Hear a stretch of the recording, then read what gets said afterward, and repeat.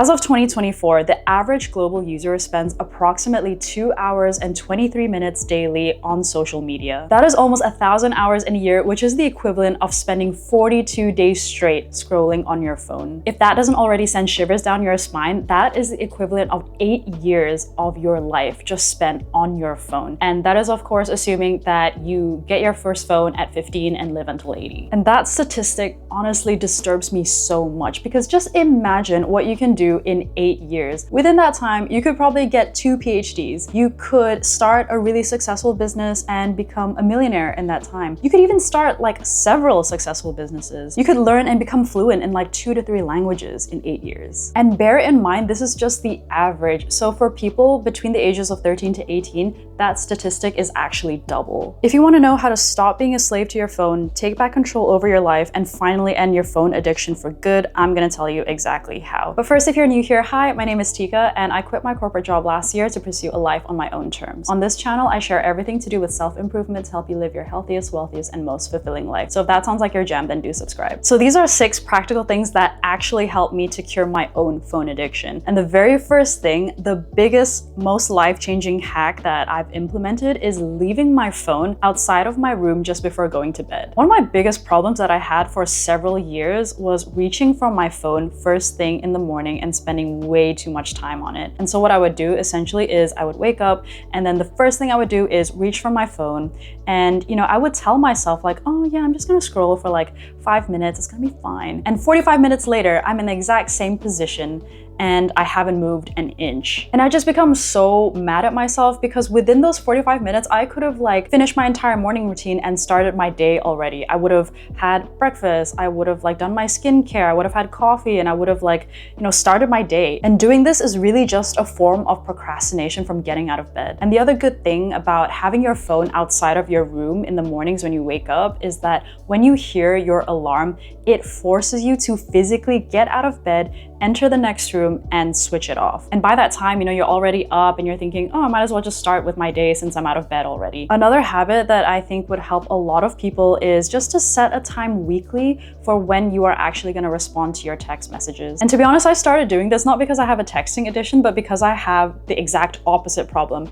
meaning that I am a terrible texter. And if I don't do this thing, if I don't schedule time in for texting, some people might not even hear from me for months. And yes, I do mean months. But of course, this is gonna work really well if you have the equal opposite problem, which is that you're addicted to texting. I know some people who are just like compulsive texters and cannot leave like a notification alone. So like if they get a text from someone, they have to respond like right now. So what you can do to sort of curb that is just schedule in specific times during the week where, okay, within this 1 hour, I'm just gonna clear out all of the messages that I have. And then after this hour is done, I will just like leave my phone alone, let all the notifications and let all the messages sort of like come in and accumulate after like a few days, and then go back to it. The third thing is setting my phone on silent and turning off all notifications. I want you to visualize this. Just imagine that your focus is like this really beautiful, expensive glass vase that's extremely fragile. And imagine that ping or notification bell as a hammer smashing right into that beautiful glass vase. And it's gonna take a painstaking amount of effort in order to piece those glass shards back together. And yes, our focus is that fragile and we need to treat it as such. For me, like all it takes is one ping or one notification bell for me to completely shatter my focus. I'll be tempted to just like look at my phone, check the notification, and whilst I'm there, I'll be like, oh, I might as well just like scroll Instagram for a little bit. It'll take like 5 minutes. And then that's exactly how you get sucked in. Not only does it take so much effort to tear myself away from my phone once I get started with the scrolling, but it will take a lot of time and effort to refocus my brain into doing what I was doing before. And when you're trying to regain that focus again, it is basically the mental equivalent of trying to piece together those little shards of glass back together. The fourth thing is having replacement activities instead of scrolling. So before bed, I used to just like scroll on my phone, and that was my way of relaxing and winding down after a long day. But to be honest, what I realized is that it does the opposite. It actually makes me more activated, more alert, more anxious. Not to mention it exposes you to screen light, which messes up your internal body clock. So what I do instead of going on my phone before bed is reading. And to be honest, like when you're scrolling, time goes by so quickly, and then you feel like, oh, I need more time in order to like feel really relaxed. And then you get into the whole like revenge bedtime procrastination thing. You know, it's that thing where you stay up late in order to make up for lost time during the day because you felt like you didn't have enough me time, and then you decide to like steal a little bit of that time from your sleeping time at night.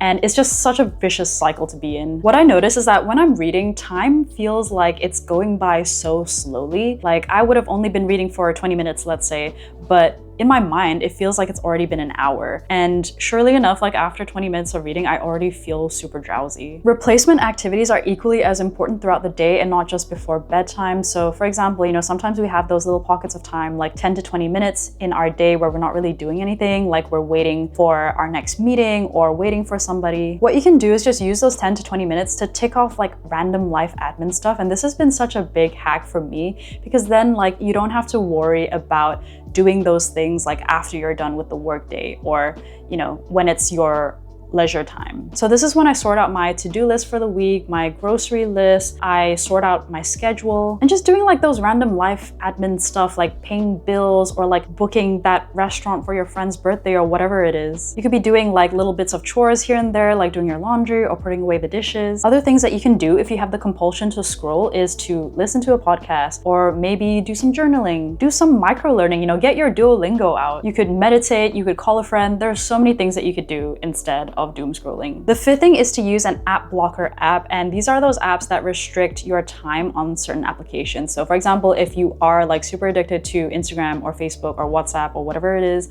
then you can just like set a time for when you cannot have access to those apps. And the best thing to do is just to have it during your focus hours. Let's say you're working 10 a.m. to 6 p.m. Then just make sure that those apps are restricted during those hours. I've used this a lot more this year, and what I find is that I actually just like having it on pretty much all the time because I also hate like my doom scrolling sort of eating into my leisure time outside of work hours. And like I mentioned before, like I really don't feel relaxed when I'm scrolling on social media. I just feel more anxious. I feel worse about myself because you're ultimately just like looking at everyone's highlight reels over and over and over again, and then like subconsciously comparing it to your life, your day-to-day struggles. And like it's really discouraging, really. So if anything, like I really have enjoyed having so much more peace whilst, you know, not scrolling during my leisure time as well. The final thing I would say is to use grayscale in order to make your phone less appealing. So some research on this has shown that when you put your phone on grayscale, it actually reduced smartphone use by an average of 39.7 minutes per day. The grayscale setting on your phone just makes it so much more boring to look at. And because of that, the reward center of your brain is way less activated. You know, you're not getting as much of the dopamine hit as you normally would, and it's just gonna make it less tempting for you to be on your phone. So those are the 6 ways that really helped me to cure my phone addiction and reduce my screen time and to stop my doom scrolling. I would really love to hear from you guys whether you do similar things to curb your own phone addiction, or if you have any other like handy